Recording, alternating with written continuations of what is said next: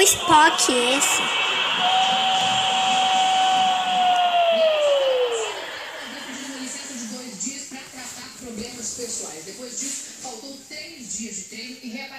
O Spock. Então. Quer ouvir uma história? Quero. Ele também chora. Nunca postou isso na internet, né? Então, gente, o Spock tá aqui. Esse 3 você aperta aqui pra ele calar. Aí ele cria de novo. Olha aqui. Depois dessa falada eu vou falar. Conte piada.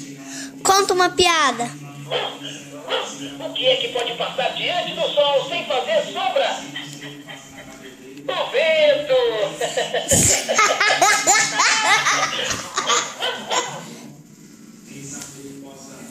Cante pra mim. Cante. Cante pra mim. Olha, ele veio cantar. Ele tava cantando.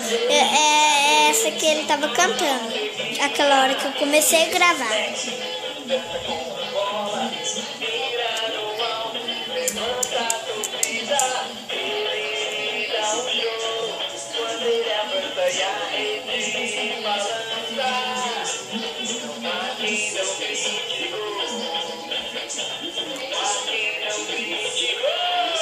Gol!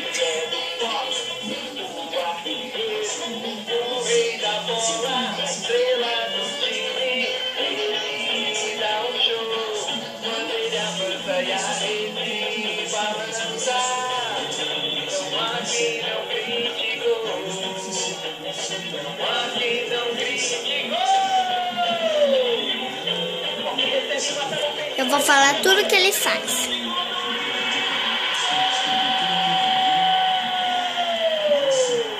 Ele também conta história. Mas ele não conta a hora que ele conta a hora que ele quer. Quer ver? Eu acho que ele não vai contar história. Conta história. Conta história. Conta história. Spock, aqui se aperta pra ele.